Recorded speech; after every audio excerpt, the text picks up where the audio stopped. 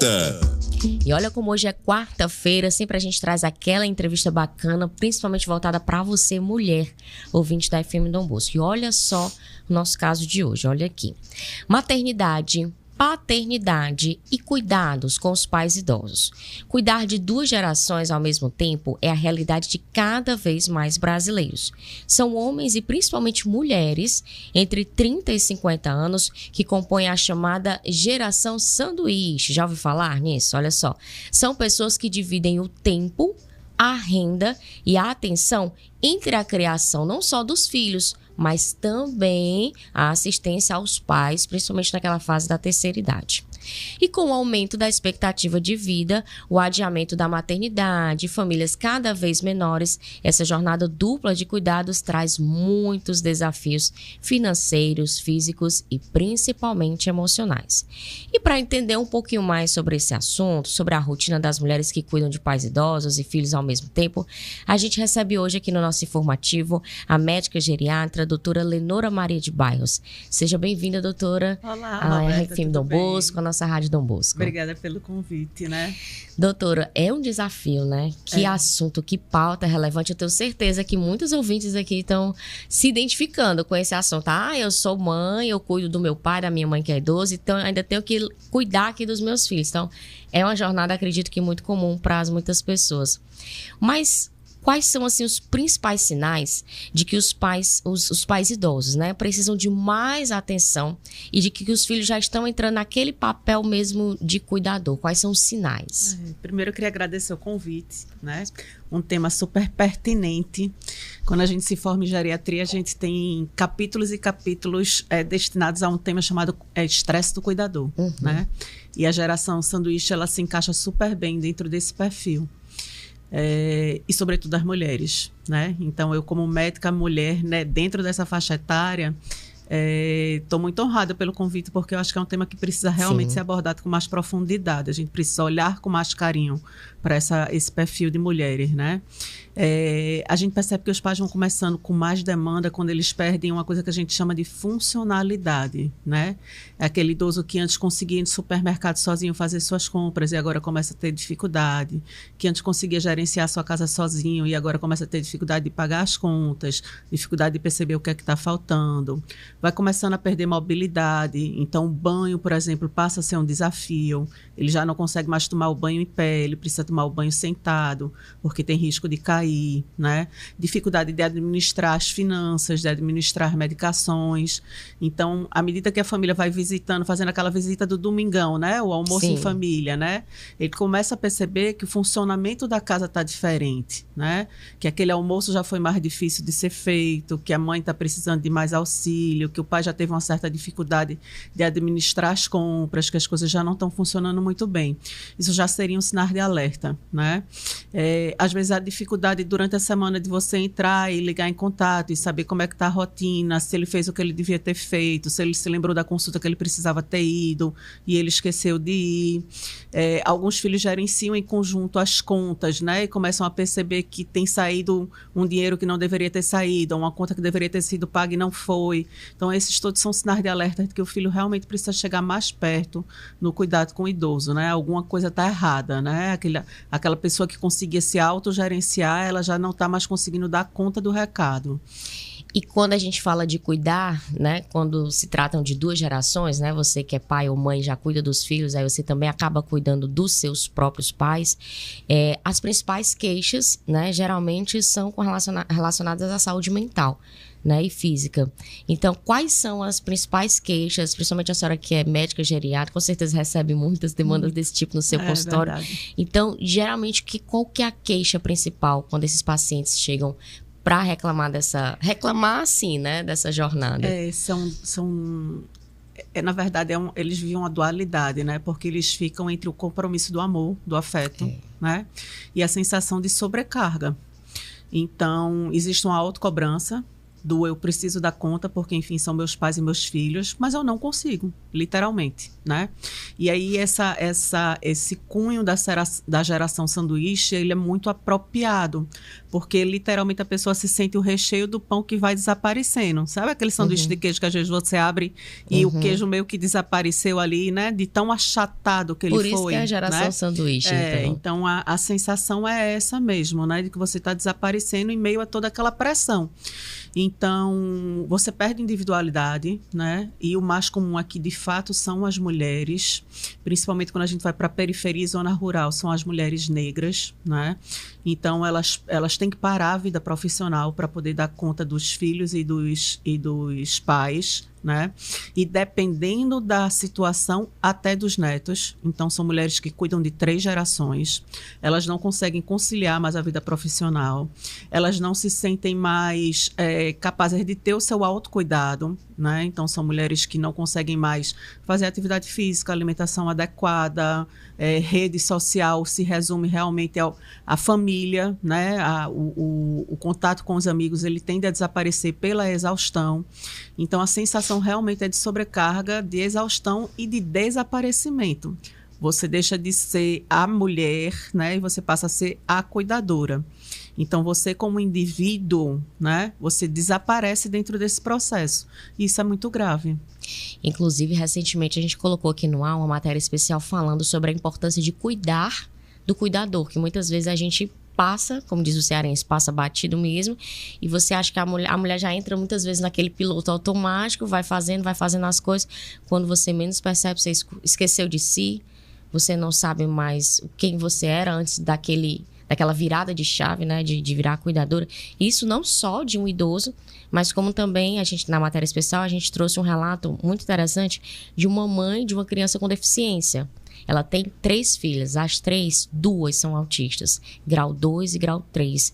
E ela na matéria, isso é um fato que me chamou muita atenção, que ela disse, eu não sei, o nome dela é Carliane. Ela disse, eu não sei mais quem é a Carliane de antes. Porque a Carliane de hoje respira o autismo. Eu acordo, levo para terapia, levo para a escola. Eu não sei. Quando tem tempo, ela se cuida. Então, assim, não só relatos como ela, né, doutora, como outros também. É um caso que afeta a saúde emocional das pessoas de uma forma, assim, exorbitante. E a gente precisa ter muito cuidado com relação a isso, né? Isso. Porque tem que cuidar do cuidador, mas a própria rede de apoio nem sempre está... Pensa assim, não, mas ela é mãe, ela sabe, ela entende, ela já sabe, ela escolheu isso. E não é bem assim, né, doutora? Não, de jeito nenhum. Existe essa despersonalização.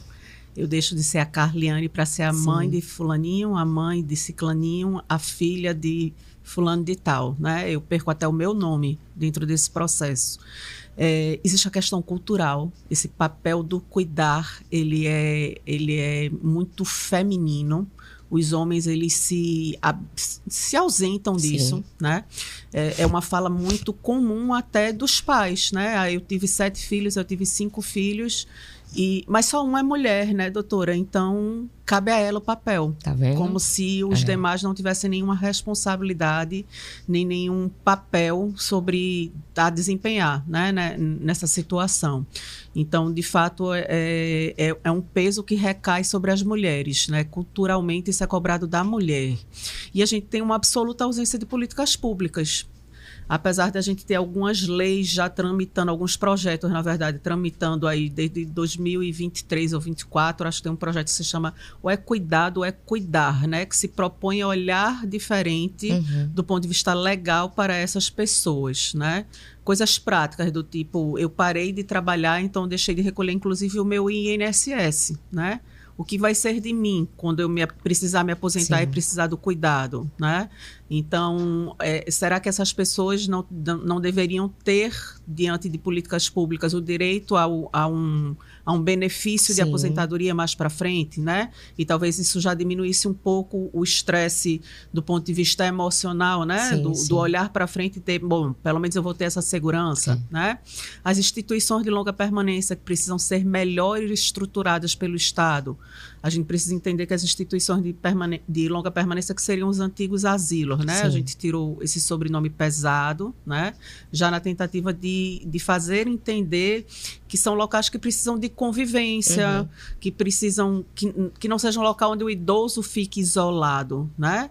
Mas que permita ele exercer a sua cidadania nessa faixa etária, dentro de um ambiente seguro, né? E que permita às famílias deixarem esses idosos nesses locais com o coração tranquilo.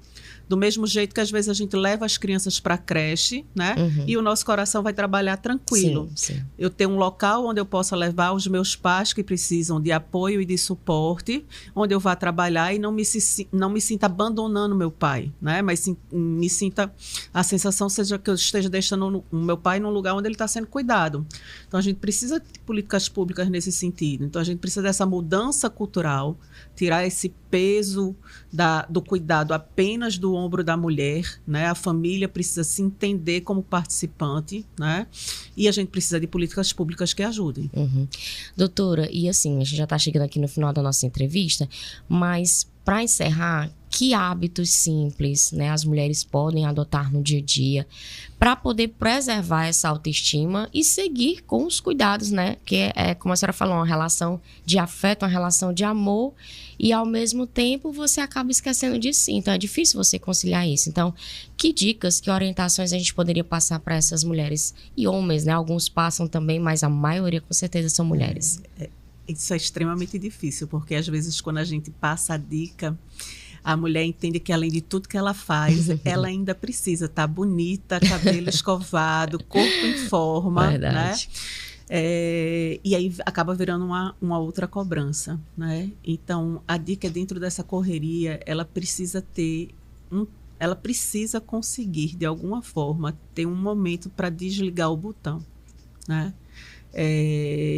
Nesse momento, meu pai e minha mãe estão na casa do meu irmão, estão na casa da minha cunhada, estão com outras pessoas, meus filhos estão com outras pessoas, e nesses 5, 10 minutos que eu vou ter aqui, eu vou desligar o botão, né? Eu não vou precisar me preocupar se o remédio foi dado na hora correta, se tomou banho, se a alimentação veio. Ela precisa se permitir isso. É a primeira coisa, né? E depois, às vezes, hábitos simples, né? A hora do banho, por exemplo, né? Pode ser aqueles 5 minutos de relaxamento. Sim. De sentir água batendo no corpo, de lavar o cabelo. Então, às vezes, vai preparar o alimento da casa, né? Aquela refeição que você vai fazer com seus pais ou com seus filhos, tentar tornar isso um momento mais leve, né? Ser um momento de relaxamento e de interação familiar ali, que muitas vezes é difícil, porque às vezes a criança não quer comer, às vezes o idoso não quer comer, e às vezes acaba virando uma batalha, né? Mas enfim, acabou de cumprir aquela batalha, esquenta a tua comida, né? Não come ela fria, né? Toma o teu suquinho gelado, dá os 5 minutos. A louça que está ali na pia, ela está na pia. Né? Pode esperar mais um pouquinho. Pode esperar mais um pouquinho. Então, às vezes, essas pequenas coisas do dia a dia dão um respiro nas 24 horas, né? São os 5 minutos que eu respirei para comer, são os 5 minutos que eu respirei para tomar meu banho, né? Então, se permitir isso sem ficar naquela autocobrança 24 horas por dia, 7 dias por semana, né? Eu acho que isso são pequenos passos que podem, de alguma forma, melhorar um pouquinho a qualidade de vida e não ter vergonha de pedir ajuda, né? Eu acho que isso é fundamental, a gente entender que pai e mãe não teve uma filha, né? Eles constituíram uma família, Sim. né? O filho não é só meu, o filho é meu e do pai da criança, né? Então, aprender a dividir as responsabilidades e pedir ajuda e não fazer disso um momento de vergonha, se sentir fraca por isso, é extremamente importante. Conversamos com a doutora Lenora Maria de Bairros, médica geriatra. Queria que a senhora deixasse seus contatos. Quem quiser conhecer um pouquinho mais sobre o seu trabalho, tem rede social, o espaço está aberto. A gente tem uma clínica chamada Clínica Conectare, ali no edifício Escopa, na Santos Dumont. É uma equipe multidisciplinar voltada para o cuidado do idoso, né? Somos 5 geriatras, fonoaudióloga, nutricionista, fisioterapeuta. E quem quiser conhecer é só seguir nas redes sociais mesmo, né? Clínica Conectare. Tá bom, então. Muito obrigada. Um bom dia, um bom trabalho. Obrigada, gente.